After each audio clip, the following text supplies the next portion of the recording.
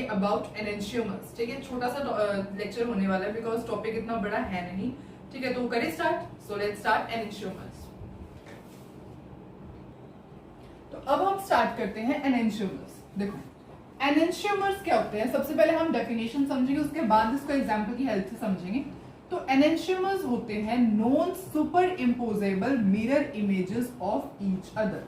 Non superimposable mirror images of each other, वो compounds जिनकी mirror images एक दूसरे के नॉन सुपर इम्पोजेबल होती है, उन्हें हम क्या कहते हैं, एनेंशियोमर्स कहते हैं। ठीक है, एनेंशियोमर्स के पास क्या होता है, हैव कायरल सेंटर। इनके पास कायरल सेंटर जरूर होगा, और अभी आप जैसे जैसे वीडियो देखोगे तो कंडीशन ऑफ एनेंशियोमर में भी आपको ये समझ में आएगा कि कायरल सेंटर क्यों होता है इनके अंदर। ठीक है, तो इनके पास क्या होता है, कायरल सेंटर होता है, या फिर आप ऐसे कह सकते हो कि इनका कायरल स्ट्रक्चर होता है। बात सेम ही है। ठीक है, इनका कायरल स्ट्रक्चर होता है। अच्छा, अगर ऑप्टिकल एक्टिविटी की बात की जाए तो yes they are optically active. These compounds are optically active. ये कंपाउंड्स ऑप्टिकली एक्टिव होते हैं। अब इसको एग्जांपल की हेल्प से समझें। ठीक है, पर एक आपको बात यहाँ पे ध्यान रखनी है एनेंशियोमर्स के अंदर, वो क्या होती है कि ये क्या करते हैं, रोटेट करते हैं। अब देखो एनेंशियोमर्स है, अब एनेंशियोमर्स है, किसका एग्जांपल है enantiomers? Enantiomers is the example of stereo isomers. ये क्या होते हैं, स्टीरियो आइसोमर्स ही होते हैं।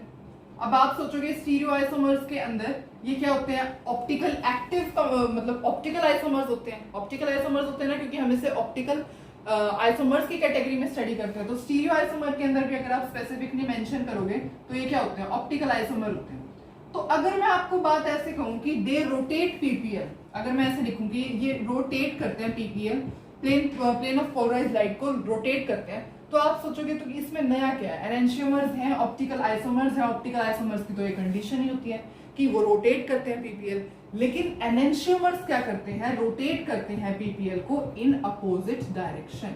ये अपोजिट डायरेक्शन के अंदर रोटेट करते हैं, बट टू इक्वल एक्सटेंट। देखो इतना समझ में आया आपको? सबसे पहले ये चार प्रॉपर्टीज होती है किसकी, एनेंशियोमर्स की। एनेंशियोमर्स की डेफिनेशन ये तो आपको मतलब लर्न हो ही जानी चाहिए, non superimposable mirror images of each other. इनके पास कायरल स्ट्रक्चर होता है, ये आपको लर्न करने की जरूरत नहीं है, क्योंकि अब हम कंडीशन देखेंगे तो आपको पता ही चल जाएगा इनका कायरल स्ट्रक्चर क्यों होता है। ऑप्टिकली एक्टिव होते हैं, कायरल स्ट्रक्चर है, ये भी आपको लर्न करने की जरूरत नहीं है पॉइंट, क्योंकि कायरल स्ट्रक्चर है तो ऑप्टिकल एक्टिव तो होते ही होंगे, क्योंकि आपको पता है कि ऑप्टिकल एक्टिविटी की क्या कंडीशन होती है, कायरलिटी कंडीशन होती है। Chirality is the fundamental condition of optical activity. कोई भी स्ट्रक्चर कायरल है तो वो ऑप्टिकल एक्टिविटी शो करता है, या आपको पता है, हम ऑलरेडी स्टडी कर चुके हैं। ठीक है, तो अब देखो ऑप्टिकल एक्टिव होते हैं। मेन इसमें आपको बात क्या ध्यान रखनी होती है, first and last point, that is what, rotate करते हैं प्लेन ऑफ पोलराइज्ड लाइट को in opposite direction but to equal extent. ठीक है, चलो अब हम इसको एग्जांपल से समझते हैं। देखो सपोज मैंने यहां पर ये कंपाउंड ड्रॉ किया है। सबसे पहले आप मुझे इसकी मिरर इमेज बना करके दिखाओगे। ठीक है, आप इसकी मिरर इमेज ड्रॉ करोगे, कैसे मिरर इमेज होगी, टॉप टू बॉटम तो सेम ही रहेगा। मिरर के अंदर सपोज आप इसे देखते हो, मिरर के अंदर अगर आप इसे देखोगे तो ऐसे ही रहेगा। मिरर के अंदर आप खुद को भी देखते हो तो क्या होता है, लेफ्ट हैंड राइट हैंड यही चेंज होती है। देखो यहाँ पर ये लेफ्ट में, वहां कहाँ चला जाएगा, राइट में। यहाँ पर OH राइट में, यहाँ कहाँ आ जाएगा, लेफ्ट में। तो ये होगी इसकी मिरर इमेज। मिरर इमेज तो होगी, mirror images of each other हैं, यस। क्या नॉन सुपर इम्पोजेबल है? सुपर इम्पोजेबल का क्या मतलब है, अगर मैं ये स्ट्रक्चर उठा करके इसके ऊपर रखूंगी तो क्या ये मतलब इसके ऊपर एडजस्ट हो जाएगा? तो COH ठीक है, यहाँ पर OH है, यहाँ पर H है, नहीं हो पाएगा। They are non superimposable. तो ये स्ट्रक्चर क्या है, दीज आर एनेंशियोमर्स। ये दोनों क्या है, एनेंशियोमर्स। एनेंशियोमर्स क्यों है, क्योंकि आपस में क्या है, these are both mirror images of each other, पर क्या है, नॉन सुपर इम्पोजेबल। अगर आप इस स्ट्रक्चर को यहाँ पर उठा करके रखोगे तो ये आपस में मैच नहीं करेंगे। ठीक है, COH है, पर OH जो है H की मैच नहीं करेगा। ठीक है, या फिर जो यहाँ पर H है और यहाँ पर OH है, यहाँ पर भी ये दोनों कोई मैच नहीं है। CSC तो मैच करेगा, पर ये जो है लेफ्ट राइट जो है चेंज हो चुके हैं, देयरफॉर ये नॉन सुपर इम्पोजेबल। आई होप आपको समझ में आया। एक और एग्जांपल डिस्कस करें इसका। देखो अगर सपोज मैं यहाँ पर एक कार्बन लेती हूँ और यहाँ पे सारे डिफरेंट ग्रुप्स अटैच कर देती हूँ,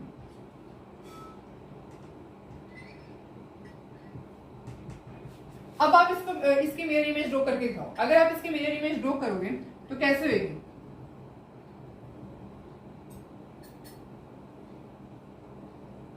ऐसे हो जाएगी। ये मिरर इमेज होगी, तो मिरर इमेज तो होगी। क्या ये सुपर इम्पोजेबल है? अगर आप इसको यहाँ पर ऐसे रखोगे, इसके ऊपर लाई, इसके जो पार्ट्स हैं वो लाई नहीं करेंगे। ए की जगह ए तो है, पर क्या डी की जगह क्या आ गया? यहाँ पर बी है। यहाँ पे सी है, यहाँ पे सी तो है, चलो यहाँ पर बी है, लेकिन यहाँ पे क्या है? डी है। ठीक है, तो इसको आप ऐसे उठा करके रखोगे तो डी बी ऐसे ये इन दोनों ने अपनी लेफ्ट राइट पोजीशन चेंज कर लिया। That's why these are known superimposable mirror images of each other, hence they are enantiomers. ठीक है, देयरफॉर ये क्या है? एनेंशियोमर्स। आई होप आपको यहाँ तक अच्छे से समझ में आया।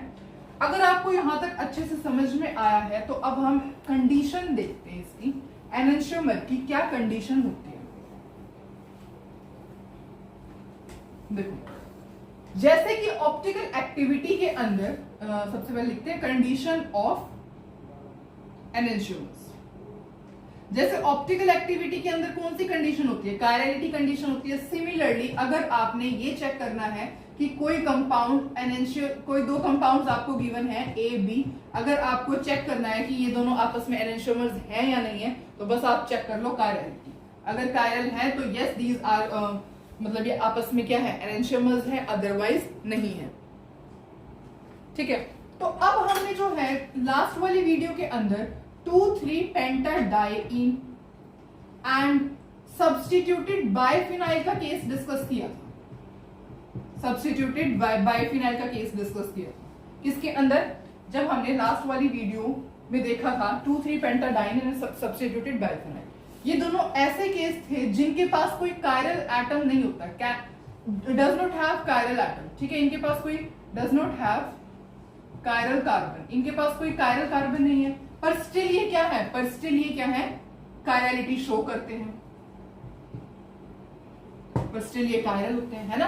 लास्ट वाली वीडियो के अंदर हमने डिस्कस किया था कि 2,3-pentadiene और सब्स्टिट्यूटेड बाइफिनाइल क्या होते हैं? इनके पास कोई कायरल कार्बन नहीं होता, पर स्टिल ये कैसे होते हैं? दीज आर, ये कायरल होते हैं। ठीक है, तो अब आपसे क्वेश्चन मैं ये कर रही हूँ कि क्या ये दोनों भी एनेंशियोमर्स होते हैं?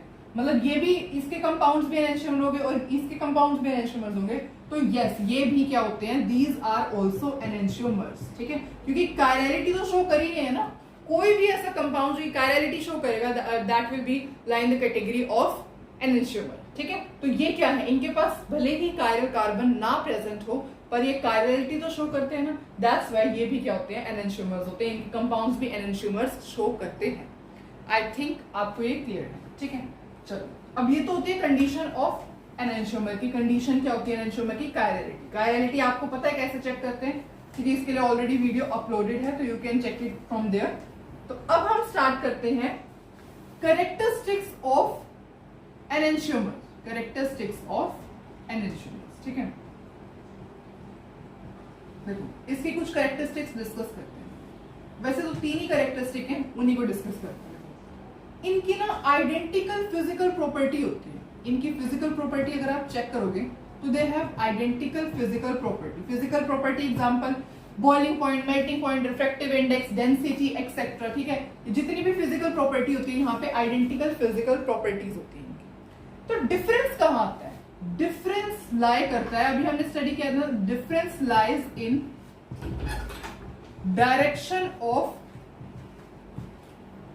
Rotation, in direction of plane polarised light. ठीक है,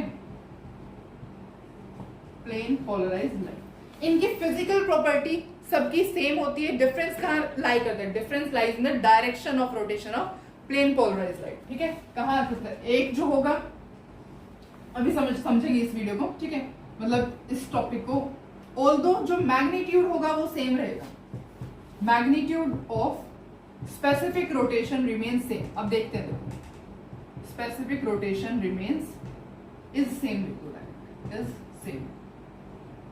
देखो अब समझते हैं। अगर मैं आपको एक एग्जांपल देती हूं कि सपोज यहाँ पे 2-ब्यूटेनॉल है, नहीं 2-ब्यूटेनॉल नहीं लेते, 2-मिथाइल ब्यूटेनॉल लेते हैं।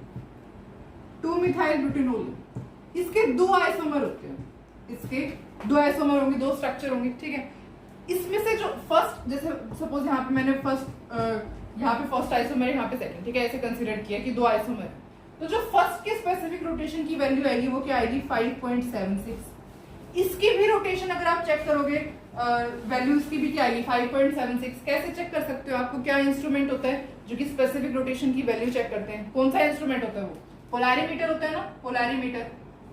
पोलैरिमीटर मेजर करता है कितना एंगल ऑफ रोटेशन होगा, स्पेसिफिक रोटेशन कितनी होगी, है ना। तो देयरफॉर इसके फर्स्ट आइसोमर की वैल्यू चेक करोगे तो 5.6, इसकी भी 5.6, पर डिफरेंस कहाँ है?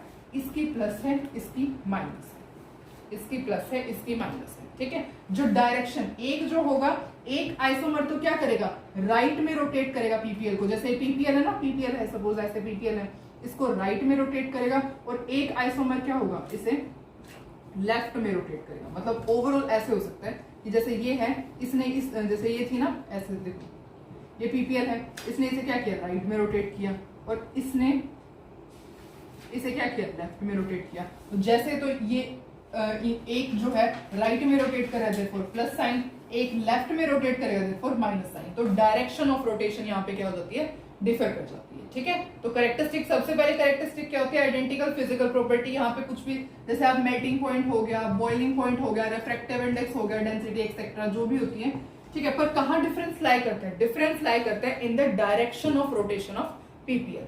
एक जो आइसोमर होगा वो तो क्या करेगा, पीपीएल को राइट में रोटेट करेगा, एक आइसोमर पीपीएल को लेफ्ट में रोटेट करेगा। इनकी मैग्नीट्यूड सेम रहेगी, मैग्नीट्यूड 5.6, मैग्नीट्यूड 5.6, मैग्नीट्यूड सेम रहेगी, पर डिफरेंस कहाँ आएगा, डायरेक्शन ऑफ रोटेशन, एक राइट में और एक लेफ्ट में रोटेट करेगा, ठीक है। चलो, जैसे इनकी आइडेंटिकल फिजिकल प्रॉपर्टी होती है, इन द सेम वे इनकी आइडेंटिकल केमिकल प्रॉपर्टीज भी होती हैं। दे ऑल्सो हैव, सेकेंड जो होती है इनकी कैरेक्टरिस्टिक वो होती है identical chemical properties.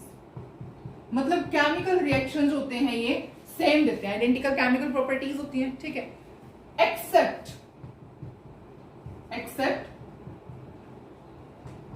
with chemical properties with reaction with chemical properties with reaction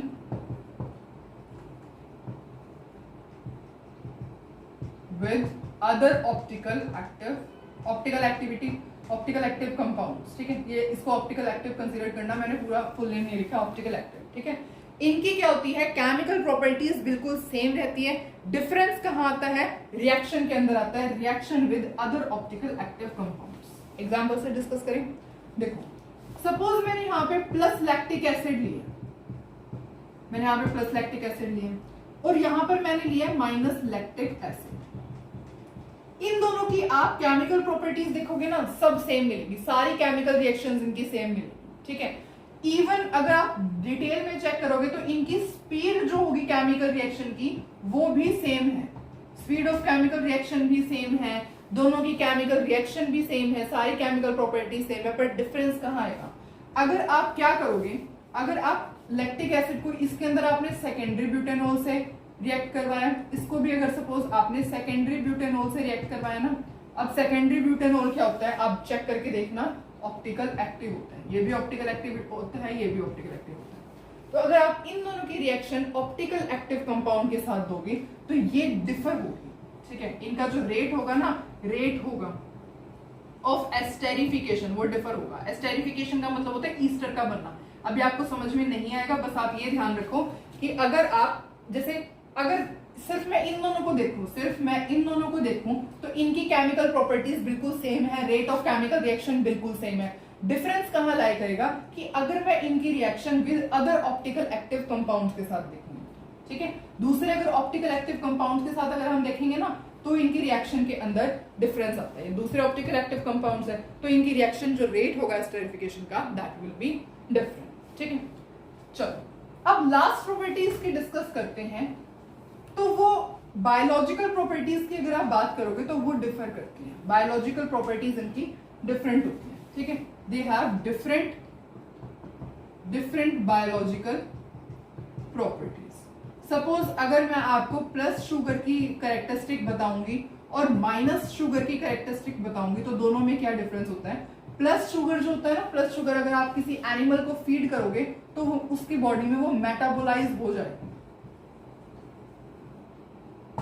ठीक है, पर ये मेटाबोलाइज नहीं होता, ठीक है। अगर आप किसी भी एनिमल को प्लस, जैसे सपोज आप किसी एनिमल को ग्लूकोज दे रहे हो या फ्रक्टोज दे रहे हो, बहुत सारी शुगर्स होती है, लैक्टोज दे रहे हो, माल्टोज दे रहे हो, जो भी दे रहे हो, तो अगर आप उसके प्लस फॉर्म दोगे, प्लस फॉर्म कैसे अब आपको पता चलेगा, प्लस फॉर्म मतलब कि जो प्लेन पोलराइज्ड लाइट को जो राइट में रोटेट करेगा वो प्लस फॉर्म होगी।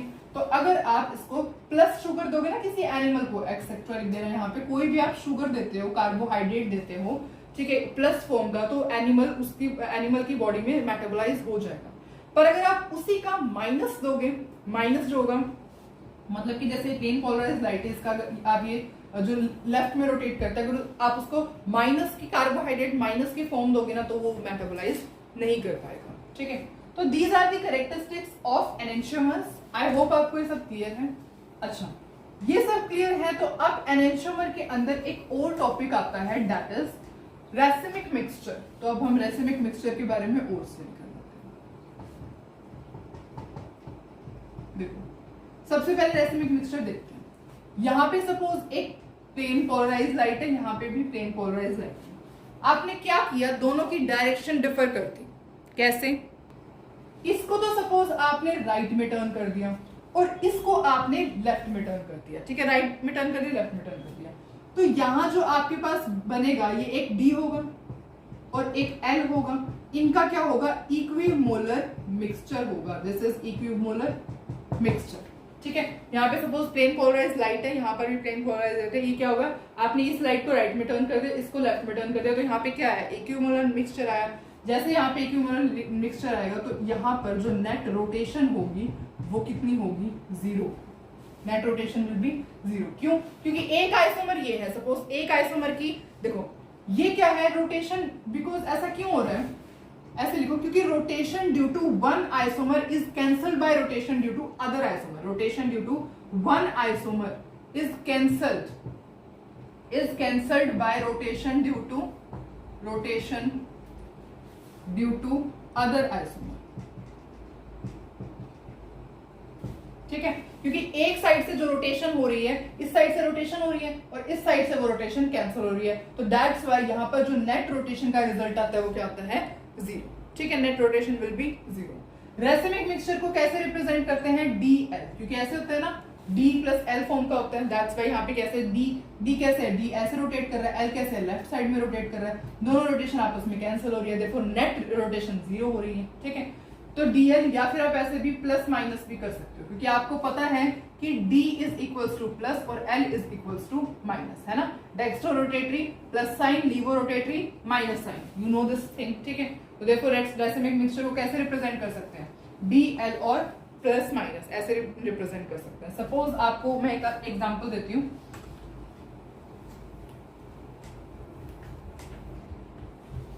देखो, जैसे कि मैंने कहा प्लस माइनस ब्यूटेनॉल है, प्लस माइनस ब्यूटेनॉल का एग्जांपल देखते हैं। तो प्लस माइनस ब्यूटेनॉल ये क्या है, मतलब अगर आपको ऐसा कुछ लिखा हुआ दिखे कहीं पे प्लस माइनस ब्यूटेनॉल, इसका क्या मतलब है कि रेसिमिक मिक्सचर है ब्यूटेनॉल का, ठीक है। This is racemic mixture. Plus minus का मतलब DNL फॉर्म रेसिमिक मिक्सचर, ठीक है। प्लस माइनस क्या डिनोट करता है, यहाँ पे रेसिमिक मिक्सचर डिनोट करता है। अब आपको एक और चीज बताना चाहती हूँ कि रेसिमिक मिक्सचर क्या होते हैं, ऑप्टिकली इनएक्टिव होते हैं। They are optically inactive.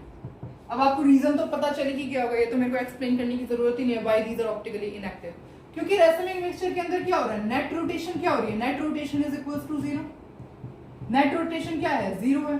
और आपको पता है कि ऑप्टिकल एक्टिव आइसोमर किसे कहते हैं, optical active isomers are those जो कि क्या करते हैं, रोटेट करते हैं पीपीएल को इन डिफरेंट डायरेक्शन। और यहाँ पर तो कोई रोटेशन हो ही नहीं रही है, तो that's why these are optical inactive compounds, ठीक है। क्योंकि यहाँ पे क्या होती है, नेट रोटेशन क्या होती है, 0 होती है। और आपको पता है ऑप्टिकल आइसोमर क्या होते हैं, ऑप्टिकल आइसोमर की डेफिनेशन क्या होती है, यही होती है कि they rotate PPL into different direction, in different direction के अंदर ये रोटेट करते हैं पीपीएल।